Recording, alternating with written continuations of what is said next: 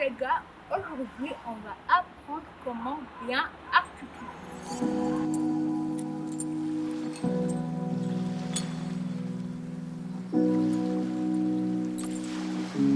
Sérieusement, vous m'aviez compris? Je sais. Cette méthode, on l'appelle méthode stylo dans la bouche. Alors, qu'est-ce que ça fait? Ça nous aide à bien articuler quand on est en train de parler. Français est une langue hyper jolie, très bonne, attirante, quand tu sais bien la prononcer devant les personnes. Alors, pour savoir ça, même les personnes qui connaissent français, ils utilisent cette méthode. Mais moi, je vais vous proposer une autre chose. Parce que, oui, cette méthode est vraiment efficace pour seulement 10 minutes. Quand tu es en train de lire un texte ou bien quand tu es en train de pratiquer avec le stylo dans la bouche, après 10 minutes, tu vas bien articuler, mais après ça, qu'est-ce qui va se passer? C'est pour cela que dans cette vidéo, je vais vous proposer une autre méthode plus efficace, facile, que tu peux faire n'importe où. Et aussi, restez jusqu'à la fin de la vidéo pour que vous voyez d'autres petites astuces que vous pouvez faire pour bien parler le français. Parce que même moi, qui a appris le français depuis l'école maternelle, il est des fois difficile pour que je parle ça bien ou bien que j'ai une bonne intonation. N'oubliez pas de lâcher un méga giga pouce bleu, de vous abonner sur la chaîne YouTube, d'activer la cloche de notification et maintenant, commençons notre vidéo. Notre leçon d'aujourd'hui, on va étudier ce qu'on appelle le virlang ou bien le casse-langue. Alors, qu'est-ce que c'est qu'un virlang? Un virlang est une phrase caractérisée par sa difficulté de prononciation et compréhension orale pour améliorer ta prononciation, ta diction et pour que tu articules mieux. Vous voyez, quand il y a beaucoup de gens qui parlent en public, vous écoutez que leurs mots, ils sortent vraiment clairement. Tu peux comprendre chaque consonne, chaque lettre, chaque syllabe. Et c'est vraiment amusant à l'oreille. C'est ça que le virlang va t'aider à faire. Ça va, quand tu pratiques ça chaque jour, plusieurs fois, ça va t'aider pour que, comme tu vois les Français en train de parler, ils parlent très vite. Parce que je ne vais pas vous mentir, parfois moi aussi j'essaie de parler très vite comme les Français font. Ah, et ça ne marche pas parce qu'en fait, je suis pas, comment dire, je suis pas dans l'environnement là où les Français parlaient comme ça. C'est pour cela que moi aussi, dans cet environnement, je suis en train d'essayer de pratiquer le virlang. Alors, je vais vous donner un virlang qui est un peu rigolo, mais qui va vous aider. Voici mon virlang. Si mon tonton, tant, sera tendu. Comme tu vois, ça n'a pas l'air très difficile. Mais si tu continues à pratiquer ça ou bien à parler ça, sera un peu difficile. Mais quand tu continues, ça va être mieux. Alors, on y va encore ensemble. Ça va. Si mon tonton, sera tendu. Comme tu vois, ce virlang ou bien casse-langue va t'aider à bien articuler le son T. Alors quand tu parles ton, ça va se comprendre. Dans la langue française, il y a beaucoup de tons qu'on écoute. Ton, papa, ton, et n'importe quoi. Alors on répète ça encore une fois. Si on t'entend, et ben ton sera tendu. Comme c'est ta première fois, ou bien si c'est pas ta première fois, même pour moi, je peux pas faire ça vite, mais pour quelqu'un qui connaît bien ce virlang, il peut faire ça vite, dire comme par exemple, si mon tonton sera tendu. Alors quand tu parles comme ça, chaque jour, chaque minute, chaque seconde, quand tu peux pratiquer ce virlang, ça va bien t'aider à bien articuler le son T. Alors maintenant, voilà d'autres exemples de virlang qui va t'aider à prononcer ou bien à pratiquer d'autres consonnes, voyelles ou syllabes. Mais avant qu'on continue avec d'autres exemples, je vais vous donner quelques résultats, quelques astuces pour savoir bien articuler. Alors, il y a trois choses qu'on doit faire attention quand on va bien articuler. Premièrement, c'est les consonnes. Quand on articule bien, quand on met beaucoup d'importance sur les consonnes qui sont dans le mot, dans une phrase qu'on veut dire, ça vient plus clairement. Quand par exemple, si je veux dire papa, tu vois, quand je mets beaucoup d'importance sur le son P, ça vient plus clairement. Donc je suis papa, bien, maman. Mais bon, si je dis ça plus vite, ce sera maman. Bon, ça ne vient pas plus clairement. Alors quand je mets de l'importance sur les consonnes, ça vient plus clairement et ça m'aide à bien articuler pour que des personnes, bien quelqu'un qui est en train de m'écouter comme tu connais bien parler français. On articule aussi grâce à nos lèvres. Alors c'est pour cela que vous allez voir beaucoup de Français qui parlent, ou bien les gens français, comme ils savent parler la langue française plus fréquemment et depuis la naissance bien sûr, leurs lèvres sont un peu plus attachées. Ils ne sont pas grandement ouverts, c'est plus attaché pour que ça l'aide à parler plus vite. Alors, quand on met beaucoup de l'importance dans nos lèvres aussi, ça va nous aider à bien articuler. Comme par exemple le son, on veut dire le son L, comme lèvres, lèvres, ou bien loulou, loulou. Comme vous voyez, mes lèvres, je mets beaucoup d'importance sur mes lèvres. Il y a beaucoup de consonnes, comme par exemple le T, ou bien ma tante, ma tante. Comme vous voyez, ce sont mes lèvres que je mets beaucoup d'importance. Ça va m'aider à bien articuler pour que ce que je veux dire vienne plus clairement. Alors, on vient de voir qu'il y a les consonnes. On doit toujours faire attention aux consonnes. Il ne faut pas vouloir parler très vite. Moi aussi, je préconise, je fais beaucoup cette erreur, même dans mes vidéos, et je suis en train d'apprendre. Nous sommes en train d'apprendre ensemble, hein, c'est bien, non? Alors, il faut parler plus lentement si tu veux apprendre et articuler nos consonnes et aussi mettre d'importance à nos lèvres, surtout sur le son T ou L, et aussi notre langue. Alors, notre langue nous aide aussi à bien articuler, comme le son N. Si je veux dire nana, comme vous voyez, c'est ma langue que je mets beaucoup plus d'importance, qui va m'aider à bien articuler, à bien transmettre le message ou bien la phrase, le mot, un texte que j'ai envie de dire à une autre personne. Alors, n'oubliez pas ces trois choses. Les consonnes, on doit toujours mettre de l'importance aux consonnes pour que la personne qui veut nous écouter, donc à la personne qui nous écoute, si on en fait parler à un public, je parle à ma soeur, à mon ami, écoute bien ce que je veux dire à nos lèvres, comme pour les sons qu'ils ont besoin de lèvres. Quand on met nos lèvres un peu plus serrées et qu'on a beaucoup d'importance, ça fait que notre son vient plus chic, plus clairement, et aussi notre langue, surtout pour les sons N, les sons là-bas qui se voient que tu dois bien parler. Ne fais surtout pas cette erreur de vouloir parler trop vite. Comme je l'ai dit, je me reconnais, moi aussi j'aime parler beaucoup vite, pour que, en fait, dans ma tête, je suis comme, ah, je connais le français, parce que je parle beaucoup plus vite. Mais bon, nous deux, nous tous, comme nous sommes ici, nous devons apprendre à d'abord parler plus lentement pour qu'on mette beaucoup d'importance aux consonnes, aux lèvres et à notre langue pour qu'on articule bien. Maintenant, partons aux autres exemples. Voici un autre exemple de virgule que tu peux utiliser. Alors, on va dire ça doucement et puis plus vite. Un chasseur qui sache chasser sans son chien est un bon chasseur. Comme vous le voyez, ça nous aide à prononcer, à bien articuler ou bien à pratiquer le son S, ch, parce qu'il y a beaucoup de mots en français qui ont ce même son, comme chaussette, chasser, sachet, il y a beaucoup de choses. Alors, on y va encore. Un chasseur qui sache, ou bien un chasseur sachant chasser sans son chien est un bon chasseur. Un chasseur sachant chasser sans son chien est un bon chasseur.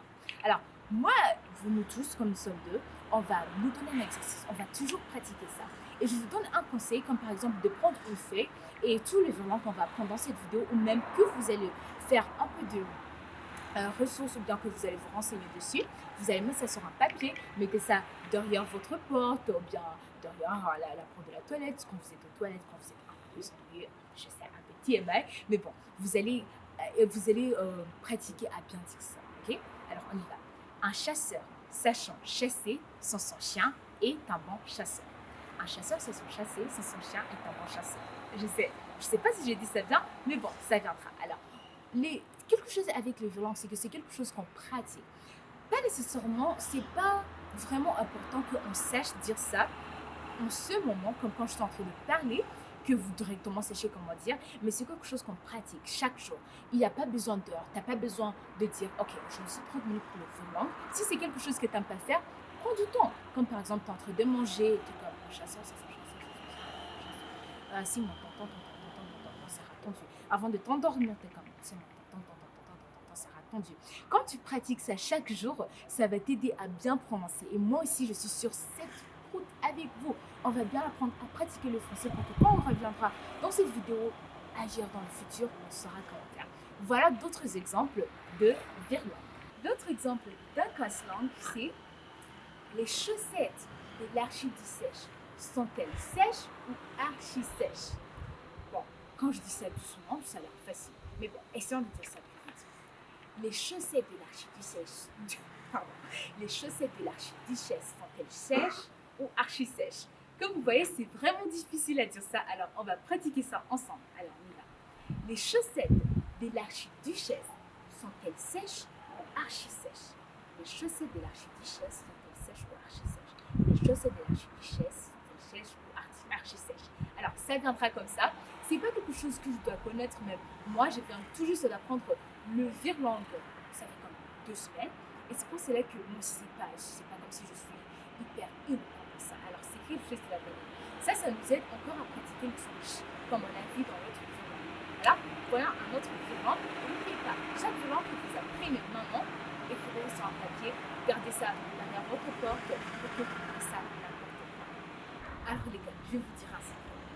Comme je l'ai dit au commencement de cette vidéo, le français est quelque chose d'hyper simple et je connais le français, mais des fois c'est difficile pour moi d'articuler.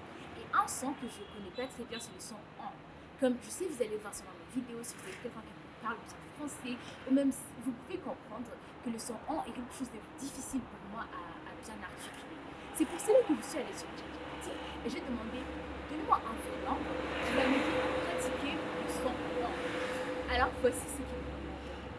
Sans fin, sans enfant, danse lentement en chantant, en entrant dans le grand champ blanc tremblant de vent. C'est un long virlangue, mais il y a beaucoup de sons en dedans.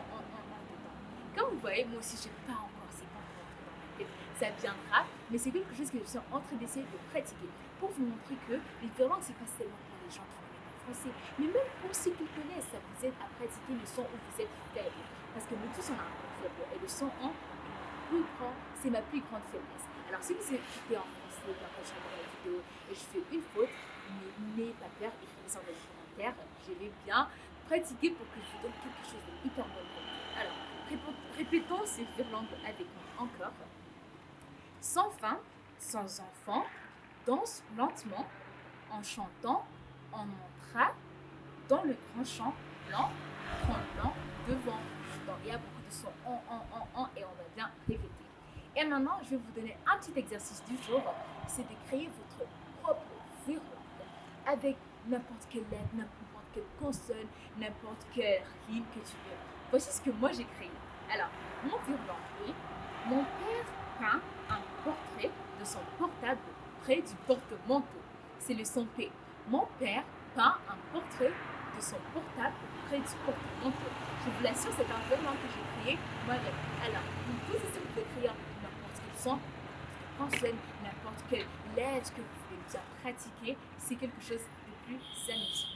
Avant de mettre un point final sur cette vidéo, j'aimerais vous donner les secrets de Nicolas Sarkozy. Alors, j'ai vu une vidéo sur YouTube. Ce même contexte que j'ai vu, c'est une personne que j'ai vu et j'ai vu qu'il a donné le secret de cette personne. Alors, j'imagine que c'est une figure publique qui donne beaucoup de discours. Et il a donné quelques secrets qui vont vous aider vous aussi. Alors, une de ces choses que j'ai bien vues, c'est qu'il a dit qu'il faut mettre un final quand vous dites une phrase. Alors, il faut finir vos mots. Parce que des fois qu'on veut bien parler, qu'on veut être plus professionnel, je pense, il y a des fois qu'on parle et qu'on finit pas nos phrases, comme en école. Aujourd'hui, je suis allée à l'hôpital. Après, bon, vous voyez, il n'y a pas en fait un point final.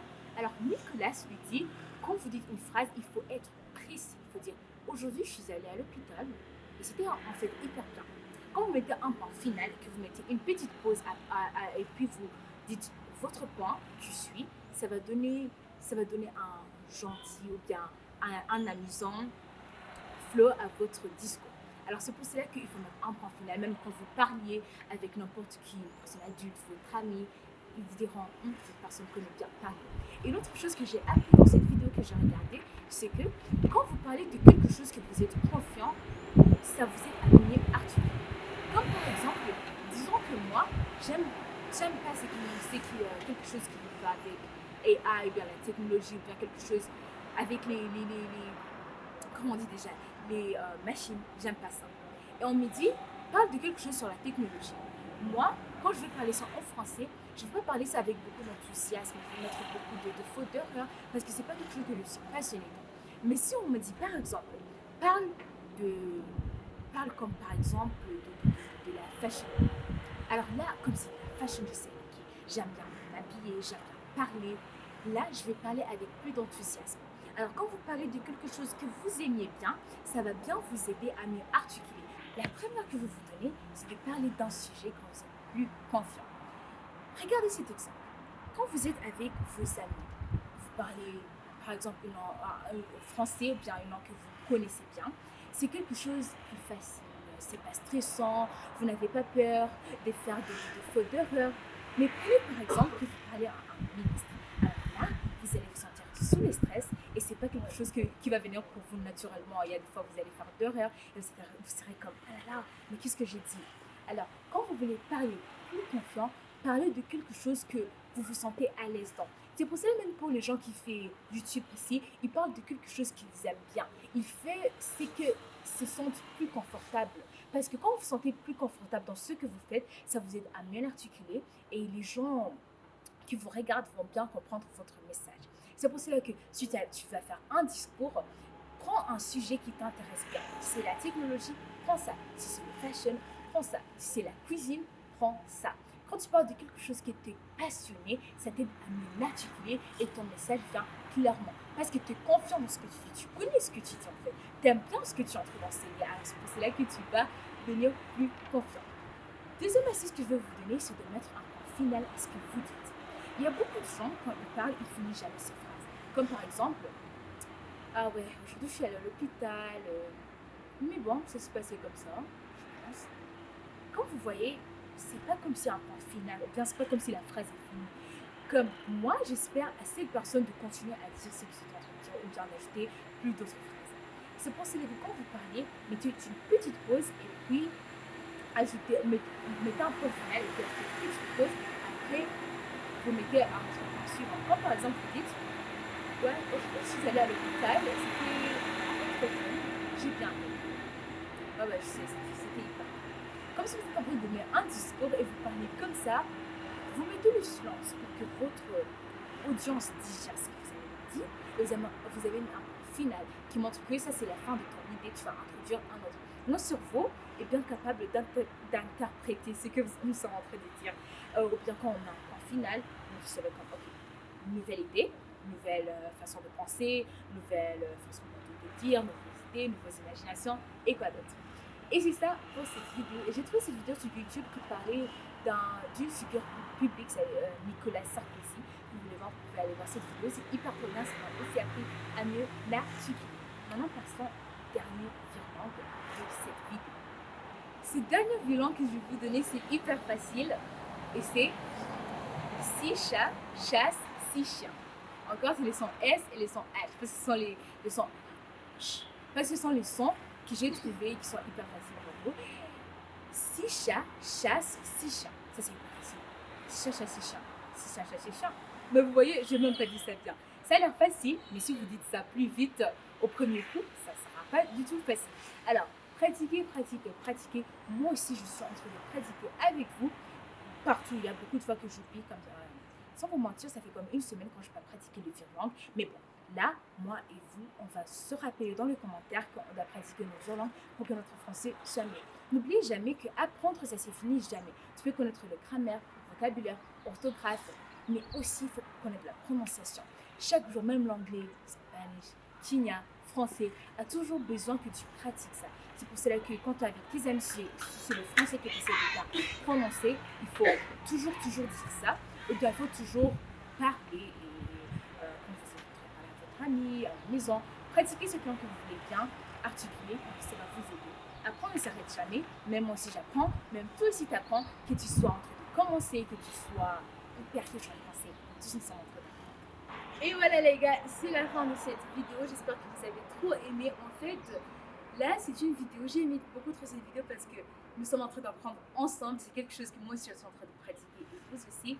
Et pour ceux qui s'en doutent, en fait, je suis grandi en parlant français, même dans l'école où j'ai étudié à Mademoiselle Complexe, aussi en parlant français. Je fais les DELF, je connais bien le français, mais je suis en train d'apprendre toujours à bien l'articuler. N'oubliez pas de lâcher un méga giga pouce bleu, de vous abonner sur la chaîne YouTube, d'activer la petite cloche de notification. Au revoir, à la prochaine.